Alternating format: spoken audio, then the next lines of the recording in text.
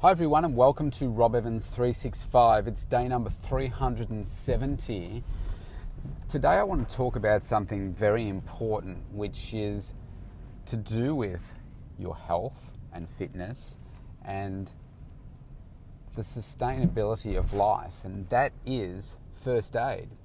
Now today I'm just on my way there now to do my refresher of first aid. So every 2 years I have to do a full level 2 first aid reassessment, and every 12 months I have to make sure that I've refreshed my CPR.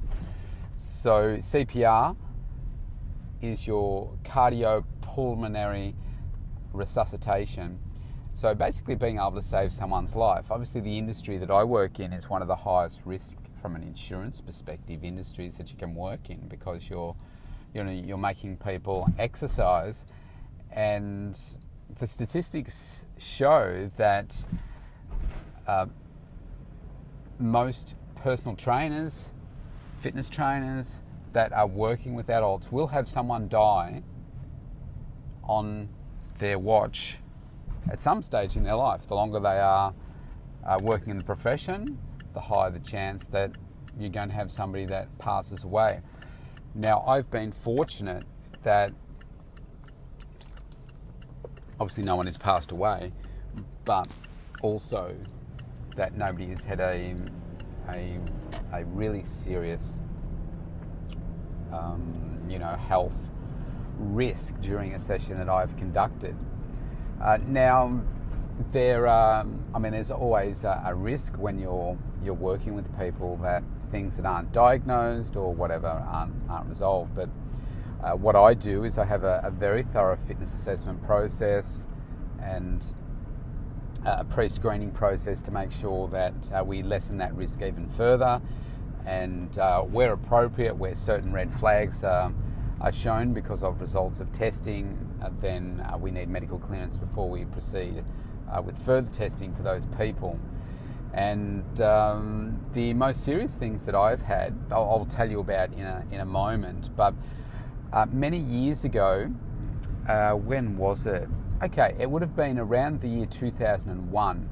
I decided that we were moving out to an acreage, and it was back in the, believe it or not, it was back in the day where Pakenham didn't have great mobile reception or internet wireless connection. Now, where we lived on an acreage was not that far out of the township of Pakenham, but we could not get onto it needed to be cable in those days.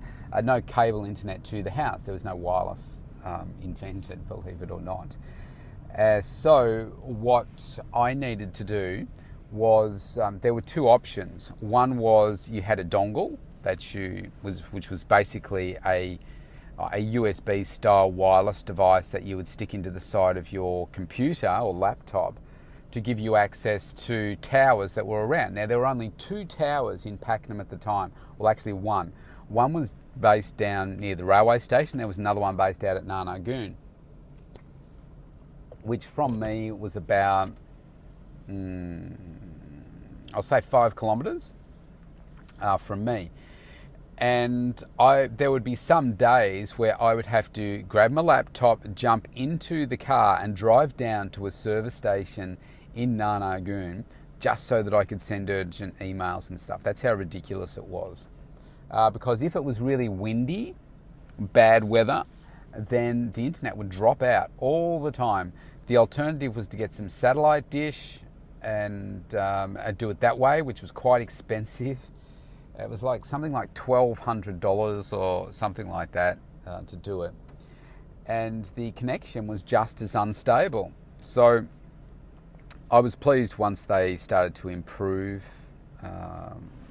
the technology, and we were able to get wireless connection and so forth. But my point of saying that was we were moving to an acreage. There were times when, so mobile phone had a quite poor reception as well. And, I was married to Angela at the time, the girl's mum, and because of the distance we were travelling and the fact that we were going to be out on an acreage, snake bite, various other things that might happen. I just wanted to become more aware of first aid and basically be self-reliant, so that if anything ever happened, I would know what to do to save my life, Angela's life, anyone else that was around. So I enrolled with the St John Ambulance first aid course, and what that did was it gave me a lot of information, but it also scared me in knowing, when it's dangerous when you only know a little bit. And I wanted to get a lot more knowledge on the topic. So I decided to become a St John Ambulance volunteer. And I did that for about 5 years, I think. And I got to learn a lot about first aid. It was fantastic. I mean, it gave me such an insight into so many different things. And I wouldn't be the person or the first aider that I am now if I hadn't have done that. In the end, I didn't like the politics that was happening in my division of the organisation, and I decided to leave, and it was just taking up too much time on a weekend for me, and I just couldn't devote it, and it was either all or nothing for me. And I decided to withdraw from the organisation, but I still kept up the qualification because of what I do now, and I just need to be abreast of how to do it properly. But the organisation, it gave me an opportunity to do so many amazing things. Like, I got to work on the Commonwealth Games in 2006. I went to the Grand Prix, the Australian Open Tennis, so many other great events, concerts, and so forth. And it just gave me a really tremendous opportunity to do so many great things. And now, today, the organisation that I'm doing the first aid through is actually a guy that used to work with St John Ambulance, and I knew him through there. He was high up in the organisation. Now he runs his own company.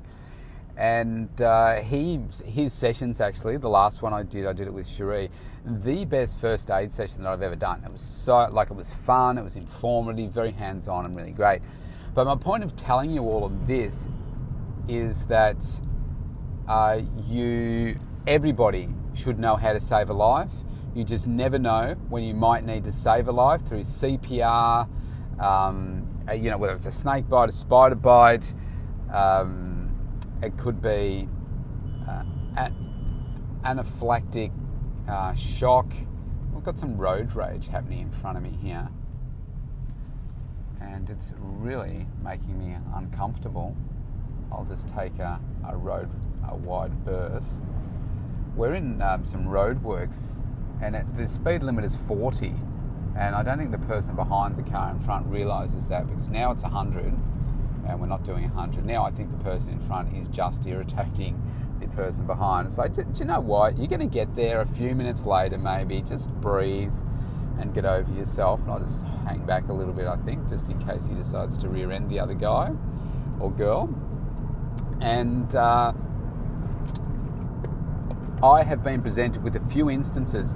So I actually saved a person's life many years ago up in Port Douglas, and it was somebody that was working out with a personal trainer. It just goes to show you the difference, because I was a personal trainer at the time as well, but this personal trainer obviously didn't know the signs, and I don't feel was properly practiced in first aid. And this guy basically went into a hypoglycemic attack during the session, and I basically saved his life with some water and a few spoonfuls of sugar. And to see it happen in front of your eyes was just really, really fascinating to see what happens with the body. And when it happened, I went over to the lady. I could see what was going on, that he wasn't quite right. I was starting to slur his words and whatever. He was on a piece of machinery. I went over to her, and she slowly worked out that something was not going right. I said, "Are you okay? Do you need a hand?" She said, "Yeah, I think so." So we got him off the piece of equipment, got him onto the floor. Immediately, I just went into automatic mode, and I said, "Are you diabetic?" And she said, "No, he's not." And I said, "Have you eaten this morning?" And he was slurring and that kind of stuff, basically indicated that he hadn't eaten anything this morning. So I ran and got him what was required, and then had him just sip it, and within a matter of 5 minutes he came back to life, I will say. And fixed him up. And then in terms of people on my watch in classes, I've had a lady that's had an asthma attack, didn't have her asthma medication with her, which is just crazy. So many people don't carry their asthma pumps, so we carry that medication now. I've had a lady in the studio have an anaphylactic shock to, we still don't know what, and she was a nurse and she knew how to manage herself, but basically we used an asthma pump and she took herself to hospital, which was not too far away. She said she could manage that and she was okay. And I've had a lady that's had a epileptic fit, full-on convulsing at boot camp outdoors in front of everybody, and that's the first time I've had that, and that's probably been the scariest, most serious one that I've had. But again, because of my first aid experience, I've never treated anybody with with epilepsy before, but it's about knowing your theory and knowing what it is to do. And then I had the presence of mind to know what to do, to set a timer, to know that, once, after the 2 minutes, if she was still convulsing, then I would call an ambulance and, basically looked after her, and she was okay. She recovered okay. But I just naturally knew what to do. I didn't panic. I'm a very calm person anyway, but just naturally knew what it was that needed to take place. But it all came down to the training. And I just think you just never know when you're going to be in a situation. So I encourage everybody, go to your local area. I mean, there's a great, if you want to know the place that where I'm doing it, I won't give you the name mainly because I can't remember it off the top of my head. But if you want to know the one that I do it at, it's so cheap. In fact, it's so cheap that when I gave them my feedback last year, I said, you need to double your prices because it's really cheap. I did the whole day one last year, and I said even at double the price, I'd still come. So they have put the prices up this year. St John Ambulance is the most regular one around that you can find in multiple places, but this one in my local region does it in a few places as well. It's just a day out of your life every 2 years to do your first aid. I still recommend that everybody does CPR once a year, whether you need to or not, just because you forget the technique. And they do tweak things from time to time. Like for many years it was, 2 puffs, 15 compressions. Now it's 2 and 30, and the rate has changed. And every year they just, they're constantly looking at, okay, well now we don't do this, we do this instead. There's no need to, to do this anymore for whatever reason. It's just good to be aware of all those things that change, so that if you do 15 rather than 30, is it going to be the difference between success and failure? Well, no, if you're doing compressions, then it's going to help anyway. It's just, I guess, best practice from around the world that they find that works best. But you just never know when you could be in public transport, you could attend a road accident, anything like that. Many years ago, I attended an accident where I was coming off a train and a little boy was run over by a car on his bike, and it was a bigger car, and the car had run completely over him, and his head was resting just in front of the front wheel of this car. And so in other words, if they had gone any further, they would have run over the poor little boy. And he was quite badly injured. He was unconscious. And with the help of others, I took the lead on the situation. This is before I was even first aid trained, but I had some knowledge as to what to do. It was amazing to see how many people just walked away, and you can see that there's a little boy under a motor car and his bike too, so you know that it's been hit and there's people hysterical around, but people just walk by, and I just couldn't believe it. And sometimes you just need somebody to take control. And so I was directing people to call ambulances to come over and help. And we lifted the car off this child, pulled the child out from underneath the car, and then made sure that he was okay. First thing I did was reach under the car, put my hand on his chest to make sure that he was breathing. And that was just reflex. I mean, when it comes to a heat of the moment, a panic situation, you need to boom, just be able to kick into gear. Now, if you are not that person that likes the sight of blood and all that kind of stuff, then that's fair enough. If you don't want to put yourself into that situation, because once I'd engaged, I'd stepped up and I can't walk away until the person is handed over to help.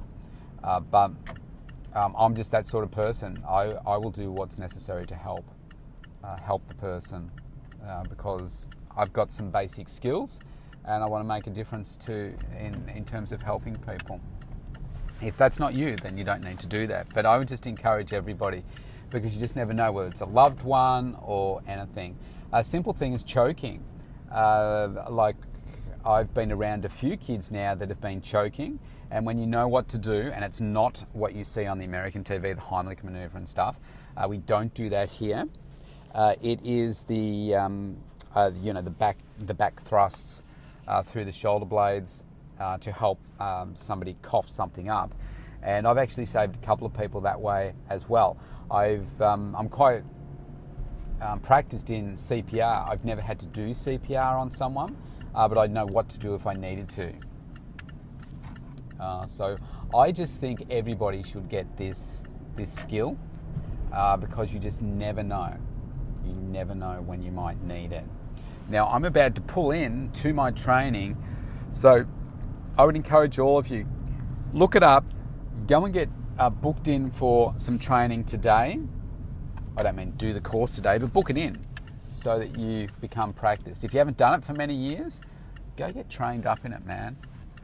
It's absolutely worth the investment because you never know when you might need to save someone's life. All right, that is me out for today. I will see you tomorrow.